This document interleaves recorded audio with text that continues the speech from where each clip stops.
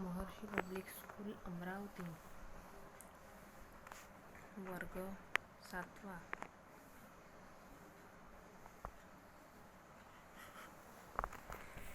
विषय मराठी. पाठ 7. आजारी पडण्याचा प्रयोग. आजारी पडण्याचा प्रयोग.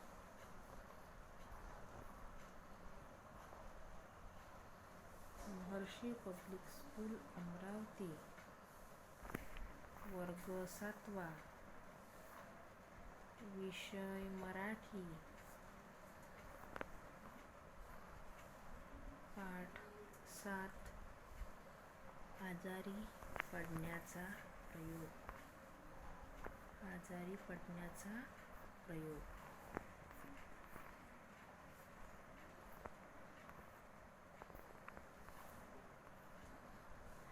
आता आजारी पडण्याचा प्रयोग हा जो पाठ आहे, तर या पाठावरूनच आपल्याला ओळखायला येते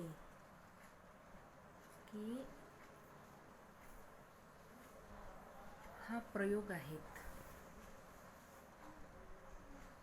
म्हणजे एक प्रकारचं हास्यास्पद हे काय आहे, पाठ आहे. म्हणजे आजारी पडण्यासाठी काय काय करावं लागतं त्याचे प्रयोग, किंवा आजारी पडल्यानंतर आपल्याला काय काय खायला मिळतात, या सगळ्यांची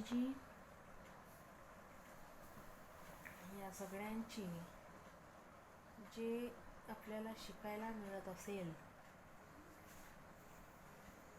तर ते म्हणजे हा पाठ आहे.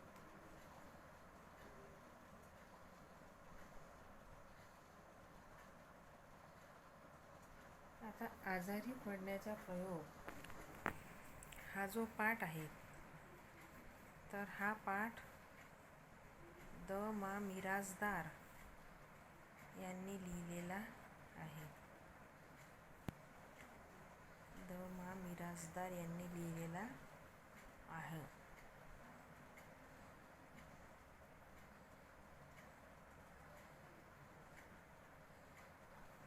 यांचा जन्म 1927 मध्ये झाला.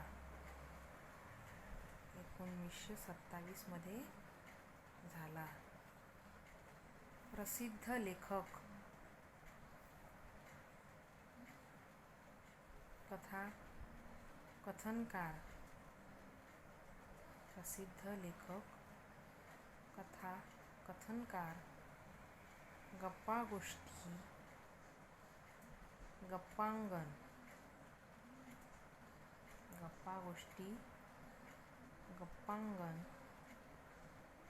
गाणारा मुलूक,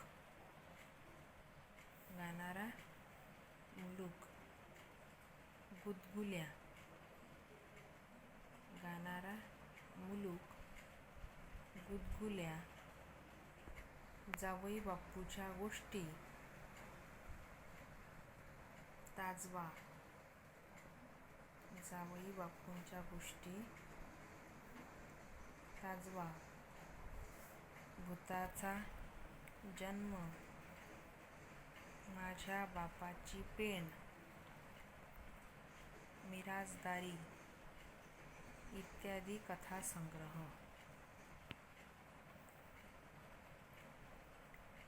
प्रसिद्ध लेखक, कथाकथनकार, गप्पागोष्टी, गप्पांगण, गाणारा मुलूक, गुदगुल्या, जावई बापूंच्या गोष्टी, ताजवा, भुताचा जन्म, माझ्या बापाची पेण, मिरासदारी इत्यादी कथासंग्रह प्रसिद्ध. नावेतील 3 प्रवासी हा अनुवाद. नावेतील 3 प्रवासी हा अनुवाद. तसेच अंगत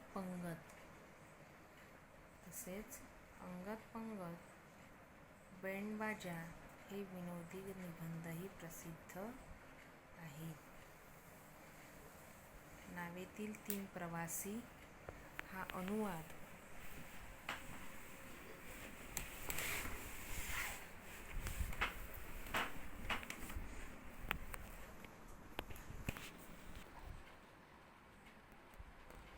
मुलाचे आजारपणाबाबतचे विचार व त्यांचे दवाखान्यातील वागणे याचे मार्मिक व विनोदी वर्णन लेखकाने प्रस्तुत पाठात केले आहे.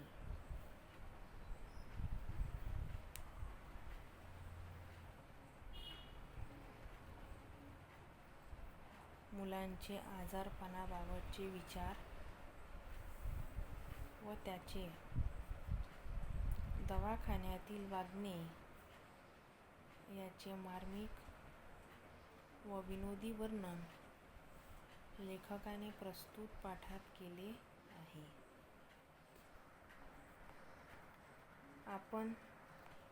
चला तर मग त्या पाठामध्ये काय दिलेलं आहे ते आता बघणार आहोत.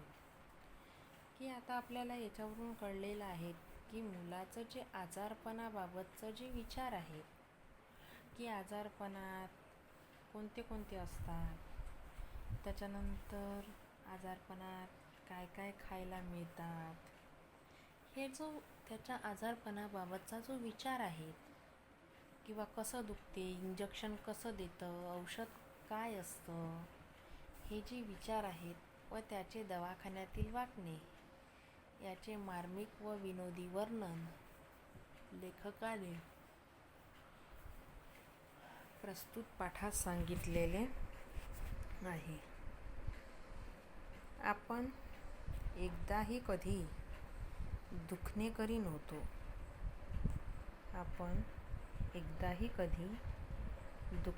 नव्हतो. ही गोष्ट ध्यानात आल्यावर मोठी लाज वाटली. आपण एकदाही कधी दुखत आपलं नव्हतं, ही गोष्ट जेव्हा लक्षात आली तेव्हा मोठी लाज वाटू लागली. छे, निदान एखादा दुसऱ्या वेळी तरी आपण आजारी पडायचं होतं. त्याच्यावर काय म्हणतात, छे, निदान दुसऱ्या वेळी तरी आपण निदान 1-2 वेळा तरी आपण काय पडायला पाहिजे होतं, आजारी पडायला पाहिजे होतं. टायफॉइड, क्षय, निमोनिया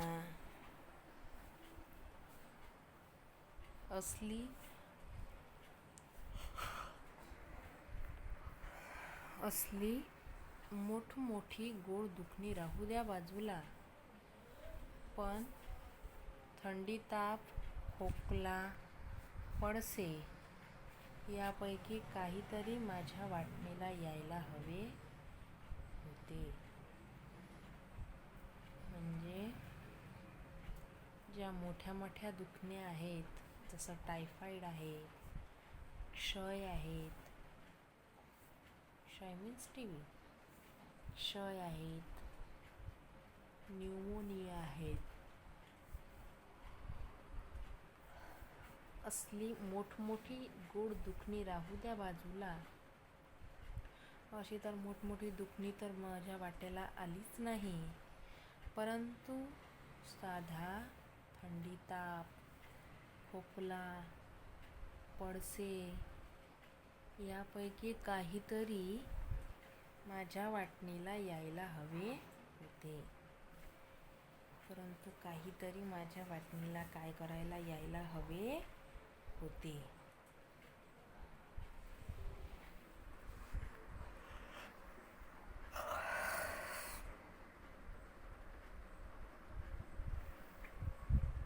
टायफॉइड, क्षय, न्यूमोनिया असली मोठमोठी गोड दुखणी राहू द्या बाजूला.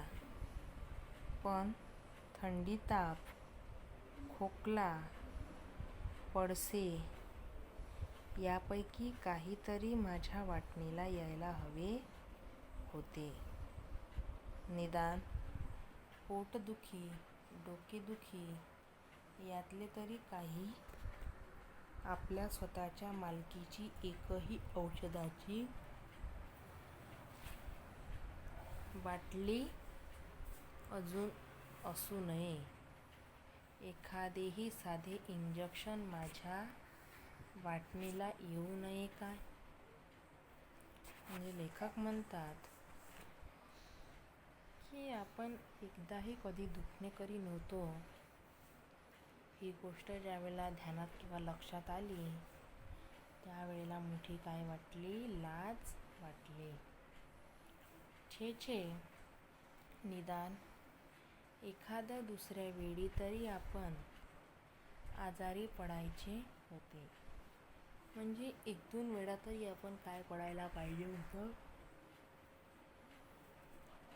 आजारी पडायला पाहिजे होतं. टायफॉइड, क्षय, न्यूमोनिया असली मोठमोठी गोडदुखणी राहू द्या बाजूला, पण ही जी मोठी मोठी दुखणी आहे ती कशी राहू द्या? बाजूला राहू द्या.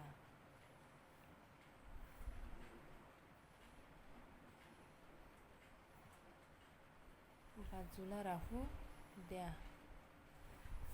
पण थंडी, ताप,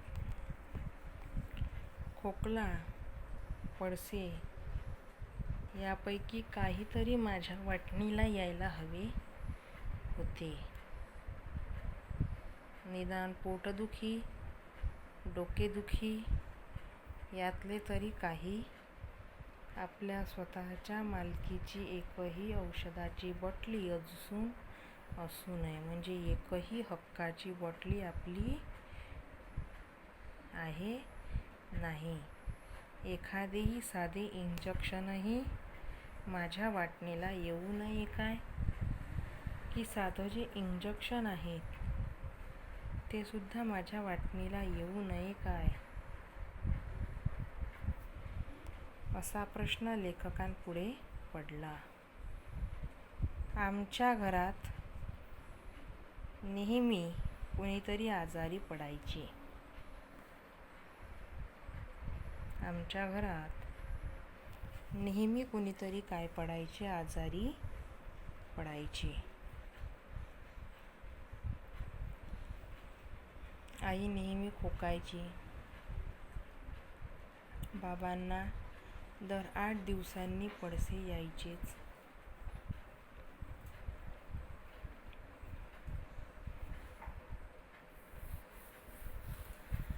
दादा कॉलेजात जात असला तरी त्याचे अंग नेहमी दुखायचे. कधी कधी ताईचे हात दुखायचे, पाय दुखायचे.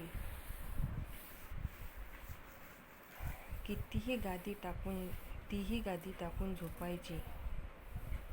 सगळ्यांची औषधे मोठी छान असायची. संत्री, मोसंबी, सफरचंद, खडीसाखर, बेदाणा, पेढे, गोड औषध यांचा मारा सारखा चाललेला असायचा. 4 दिवस आजारी पडून अशक्तपणा आला. 4 दिवस आजारी पडून अशक्तपणा आला म्हणजे शिराही रोज व्हायचा. हा सगळा प्रकार पाहून आपण आजारी नाही या गोष्टीचे मला अत्यंत दुःख होऊ लागले. म्हणजे आता समजा काय आहे की एकदाही बिमार पडलेले नाही. त्यात या सर्वांना संत्री, मोसंबी, सफरचंद जे काही त्या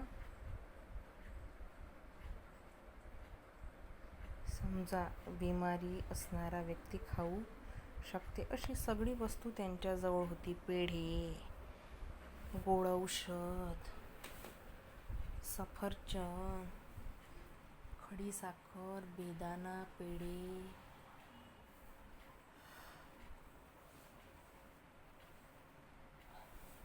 4 दिवस आजारी पडून अशक्तपणा आला म्हणजे शिराही रोज व्हायचा. अशक्तपणा आला म्हणजे शिरासुद्धा रोज व्हायचा. हा सगळा प्रकार पाहून आपण आजारी नाही या गोष्टीचे मला अत्यंत दुःख होऊ लागले. हा सगळा जो प्रकार आहे तो सगळा प्रकार पाहून मला काय व्हायला लागलं?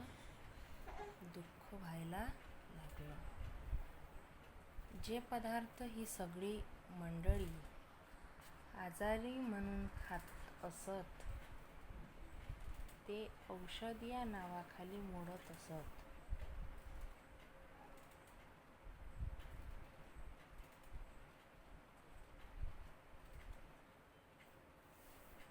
म्हटलेलं आहे की या गोष्टीचे मला अत्यंत दुःख होत आहे की जे पदार्थ ही सगळी मंडळी आजारी म्हणून खात असत ते पदार्थ या नावाखाली मोडत असत. त्यामुळे त्यांना हात लावायची मला सक्त मनाई असे. ही औषधे आपणही बरोबरीने घ्यावीत आणि त्यांच्या दुःखात सहभागी व्हावे असे मला फार वाटू लागले.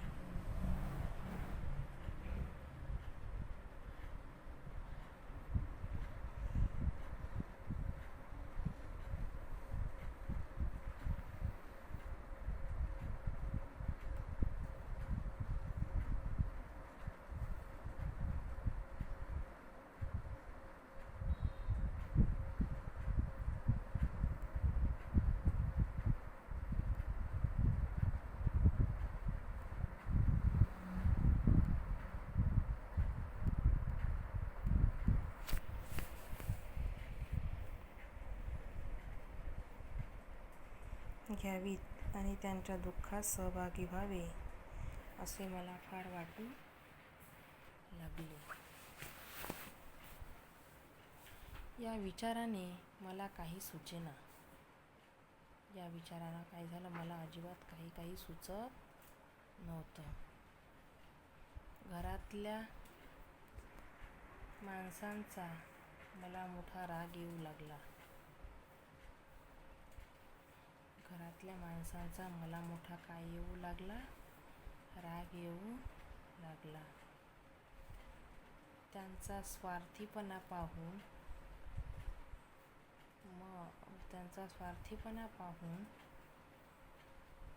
मी अगदी चिडून गेलो. काय म्हणजे त्यांचा स्वार्थीपणा पाहून मी अगदी काय होऊन गेलो? चिडून गेलो. ती मंडळी स्वतःच इतक्या वेळा आजारी पडत होती की माझ्या वाटणीला कोणतेच आजारपण येत नव्हते. ते काही नाही, आपण आजारी पडून डॉक्टरांकडून औषधं आणायचे असेच शेवटी मी ठरवून टाकले.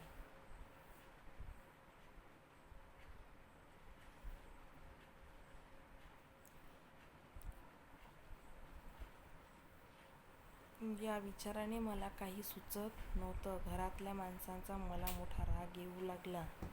त्यांचा स्वार्थीपणा पाहून मी अगदी चिडून गेलो.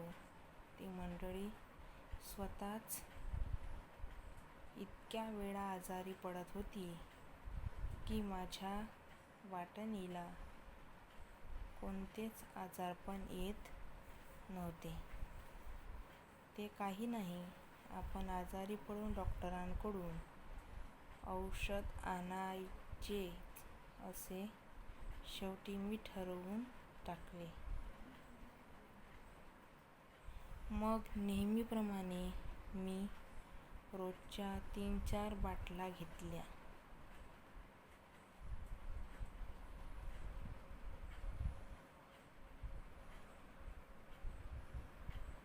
आणायचे असे शेवटी मी ठरवून टाकले. मग नेहमीप्रमाणे मी रोजच्या 3-4 बाटल्या घेतल्या आणि डॉक्टरांकडे गेलो. चड्डीच्या खिशात मी स्वतःची बाटली निराळी जपून ठेवली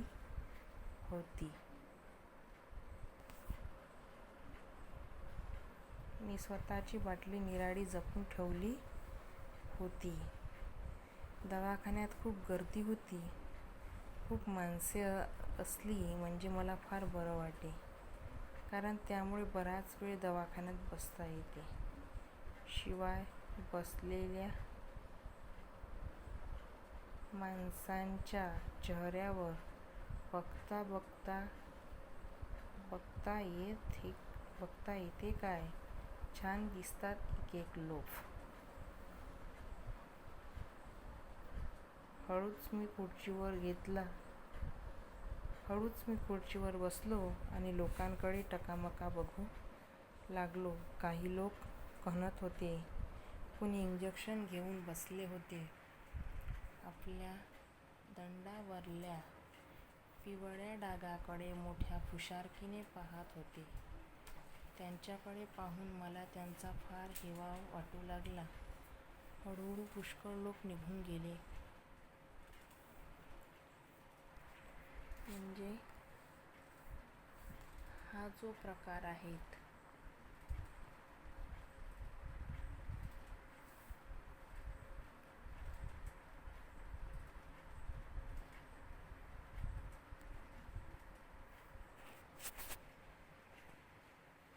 धडा 7वा, आजारी पडण्याचा प्रयोग, ज्याचे लेखक आहेत द. मा. मिरासदार, यावर आधारित चर्चा करणार आहोत. लेखकांचा परिचय सांगण्यापूर्वी या पाठात एक छोटीशी गंमत आहे, जी प्रत्येक लहान मुलाच्या मनात असते. त्यांना तसं वाटत असतं, आणि जी मुलं आज इयत्ता 7वी मध्ये आहेत त्यांनी जर या बाबतीचा विचार केला तर तुम्हाला खरंच वाटेल की हो, आपण पण असा विचार कधीतरी करत असतो. तर नेमका हा पाठ कसा आहे ते आपण पाहणारच आहोत. तत्पूर्वी द. मा. मिरासदार हे जे लेखक आहेत त्यांचा थोडासा परिचय करून घेऊ. जन्म 1927. प्रसिद्ध लेखक, कथाकथनकार, गप्पा गोष्टी, गप्पांगण, गाणारा मुलूक, गुदगुल्या, जावई बापूंच्या गोष्टी, ताजवा, भूताचा जन्म, माझ्या बापाची पेंड, मिरासदारी इत्यादी कथासंग्रह प्रसिद्ध. नावेतील 3 प्रवासी हा अनुवाद, तसेच अंगत पंगत, बेंडबाजा हे विनोदी निबंधही प्रसिद्ध आहेत. मुलाचे आजारपणाबाबतचे विचार व त्याचे दवाखान्यातील वागणे याचे मार्मिक व विनोदी वर्णन लेखकाने प्रस्तुत पाठात केले आहे. थोडंसं मी हिंदीमध्ये पण सांगणार आहे, जेणेकरून मराठी विद्यार्थ्यांना समजावं. तर हा पाठ विनोदी है, कॉमेडी लेख ये है. इस पाठ के माध्यम से हमें बहुत कुछ बचपन की बातें याद आएगी, या आपके मन में क्या चलता है ये थोड़ा सा हम मैच कर पाएंगे कहीं पर. आता इथे लेखक म्हणत आहेत, तो लहान मुलगा नेमकं काय म्हणतो आहे हे लेखकाने या पाठाच्या माध्यमातून आपल्याला सांगण्याचा प्रयत्न केलाय. आपण एकदाही कधी दुखणे करी नव्हतो. ही गोष्ट ध्यानात आल्यावर मोठी लाज वाटली. छे, निदान एखाद दुसऱ्या वेळी तरी आपण आजारी पडायचे होते. टायफॉइड, क्षय, निमोनिया असली मोठी गोड दुखणी राखू द्या बाजूला, पण थंडी, ताप, खोकला, पडसे यापैकी काहीतरी माझ्या वाटणीला यायला हवे होते. निदान पोटदुखी, डोकेदुखी यातले तरी काही आपल्या स्वतःच्या मालकीची एकही औषधाची बाटली अजून असू नये. एखादेही साधे इंजेक्शन माझ्या वाटणीला येऊ नये काय.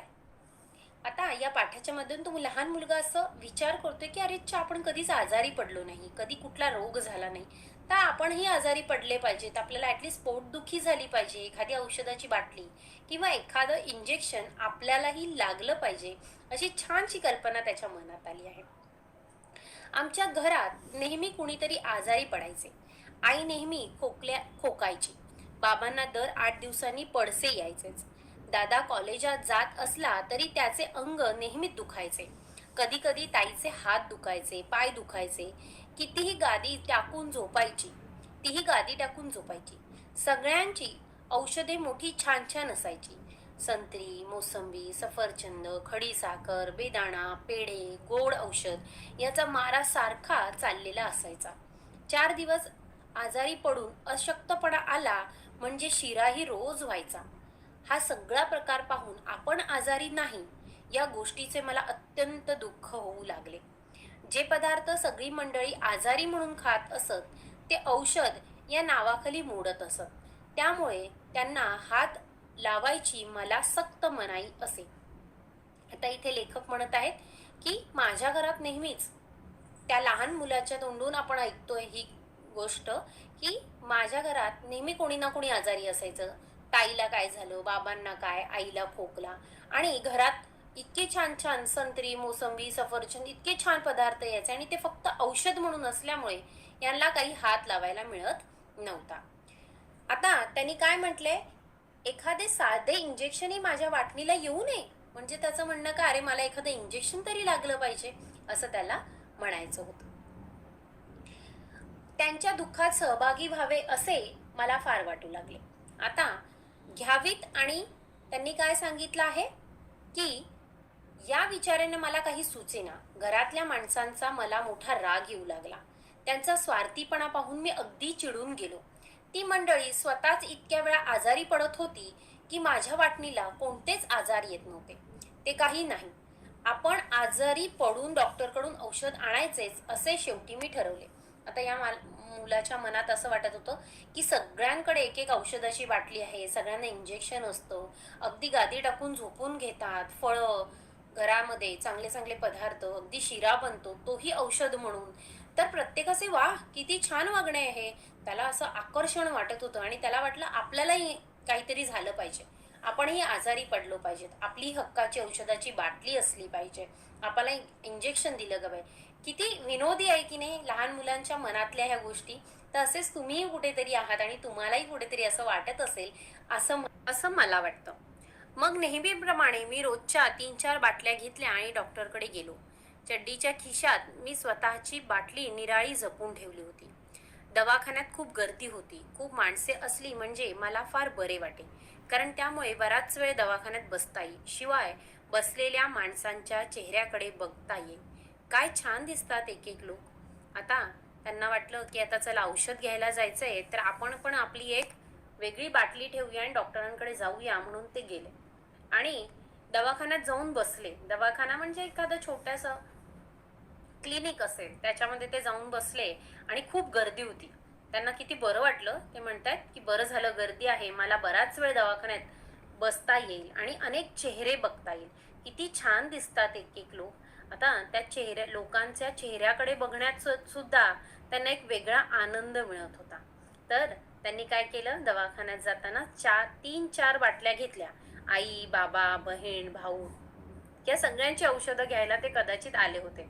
पण त्याचबरोबर त्यांनी एक वेगळी बाटली सुद्धा आपल्या बरोबर घेतली आणि दवाखान्यात आले. दवाखान्यात आल्यावर बघितलं, अरे खूप गर्दी आहे. पण खूप माणसे असली की त्यांना फार बरे वाटे. थोडंसं विनोद वाटतंय. आपल्याला कुठे गर्दी असेल तर आपल्याला असं वाटतं की कधी एकदा गर्दी संपेल आणि आपला नंबर येईल. पण इथे मात्र तसं नव्हतं. त्यांना खूप बरं वाटत होतं. का, तर दवाखान्यात बराच वेळ बसता येईल आणि अनेक चेहरे आपल्याला बघता येईल. काय छान दिसतात एक एक लोक, असं त्यांचं इथे म्हणणं आहे, जे खूप विनोदी वाटतं आपल्याला. हळूच मी खुर्चीवर बसलो आणि लोकांकडे टकामका बघू लागलो. काही लोक कणत होती. आता ते बसले एका खुर्चीवर आणि जिथे लोक बसले होते सगळ्यांच्या चेहऱ्याकडे बघू लागले.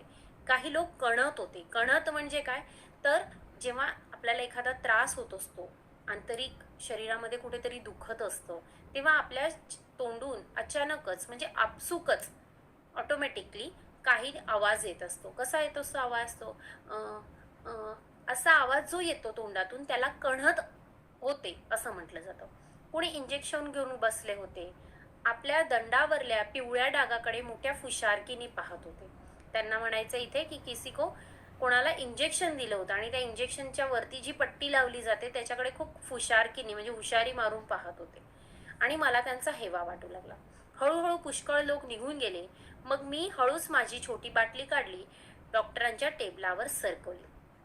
त्यांनी स्वतःसाठी आणलेली बाटली काढली आणि डॉक्टरांच्या टेबलावर ठेवली आणि म्हणालो, डॉक्टर मला बरं वाटत नाही, मला औषध हवे आहे.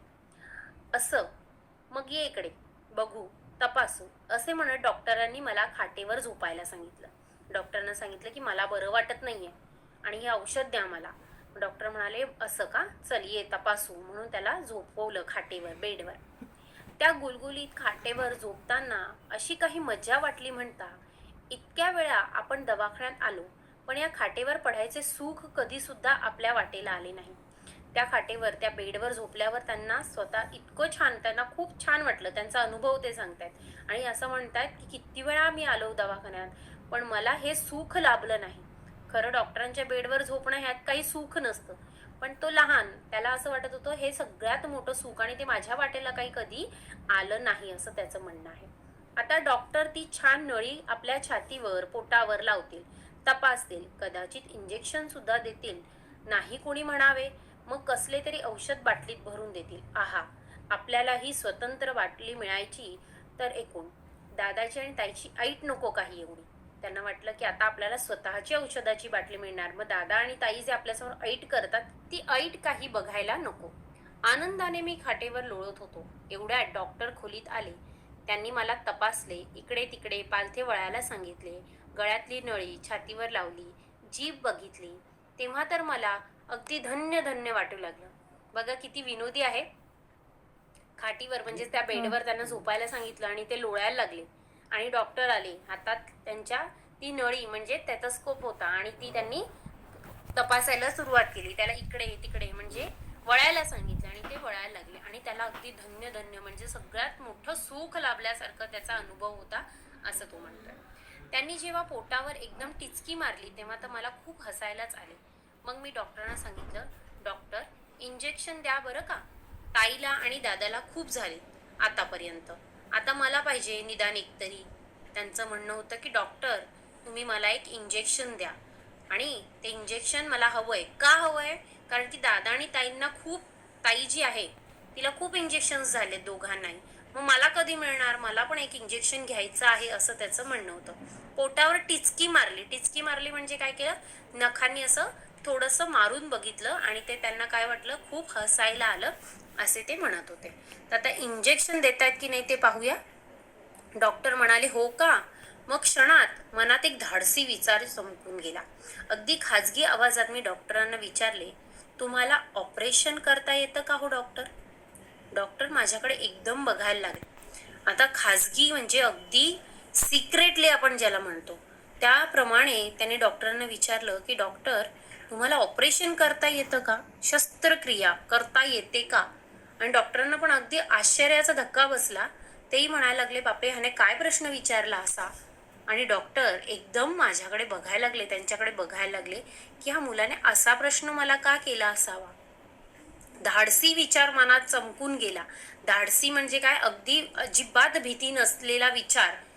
आपण इंजेक्शन घ्यायचं म्हटलं तरी घाबरतो, आपल्याला थोडं काही लागलं तर आपल्या लक्षात येतं, बापरे आता इंजेक्शन घ्यावं लागेल असं वाटतं. पण ह्या मुलाला असं वाटत होतं कोणीतरी आपल्या, डॉक्टरांनी, ऑफकोर्स की डॉक्टरांनी आपलं काय करावं, ऑपरेशन करावं असं त्याच्या मनात आलं होतं. डॉक्टर थांबून म्हणाले, का रे बाबा, नाही करायचं असलं तर ते सुद्धा करा, काही घाबरत नाही. त्यांना म्हणायचंय की का असं तू म्हणतोयस, डॉक्टरांनी विचारलं. तेव्हा ते म्हणाले, नाही करायचं असेल तर करा ते सुद्धा, मी काही घाबरत नाही, मतलब मैं बिलकुल डरता नाही, असं त्यांचं म्हणणं होतं. डॉक्टर पाहतच राहिले. मला वाटले ते बहुतेक माझ्या सूचनेवर विचार करत असावेत. डॉक्टर विचार करत होते की हा मुलगा काय म्हणतोय, आणि तरी त्यावेळेस सुद्धा त्याला असं वाटत होतं बहुतेक डॉक्टर माझा ऑपरेशन करणार आहेत. होय म्हणाले तर फारच चांगले, म्हणजे त्यांनी जर होकार दिला तर खूप छान होईल असं त्याचं म्हणणं होतं. ऑपरेशन केलेच त्यांनी तर मग काय विचारता, तसाच पळत पळत घरी जाईन, सगळ्यांना ऑपरेशन दाखवेन. आता त्याचं काय म्हणणं होतं की मी काय करणार आहे, ऑपरेशन जर डॉक्टरांनी केलंच तर मी पळत घरी जाईन आणि सगळ्यांना दाखवेन की बघा माझं ऑपरेशन झालं आहे. पण आपल्या सगळ्यांनाच माहिती आहे कोणत्याही प्रकारचं ऑपरेशन जर झालं तर आपल्याला लगेच खाटेवरून म्हणजेच बेडवरून उठता येत नाही. त्यासाठी काही काळ आपल्याला आराम करावा लागतो, जे या लहान मुलाला अजिबात माहीत नाही. म्हणून कदाचित तो असं म्हणतोय की ऑपरेशन झाल्या झाल्या मी पळत घरी जाईन आणि सगळ्यांना दाखवेन. इथे सुरुवातीला एका वाक्यामध्ये की डॉक्टर विचार करीत आहेत की हा मुलगा असा का म्हणतोय, अशा प्रकारचे विचार याच्या मनात कुठून आले, असा विचार डॉक्टर करत असताना त्याला वाटतं की डॉक्टर कदाचित ऑपरेशनला तयार झाले आहेत. आता पुढे त्याने काय सांगितलं की बरं आहे, आता असं कर, तू उतर खाली. मी मोठ्या नाखुशीने खाली उतरलो. त्यांच्या चेहऱ्याकडे उत्सुकतेने बघू लागलो.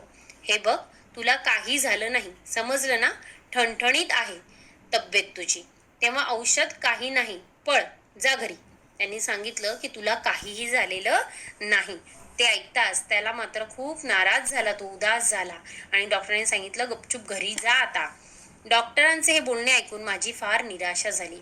मी रडकुंडीला येऊन म्हणालो, असं काय हो, द्या ना मला पण एखादं औषध. रडकुंडीला म्हणजे त्याला अगदी रडायला आलं आणि तो म्हणू लागला की असं काय करता डॉक्टर, मला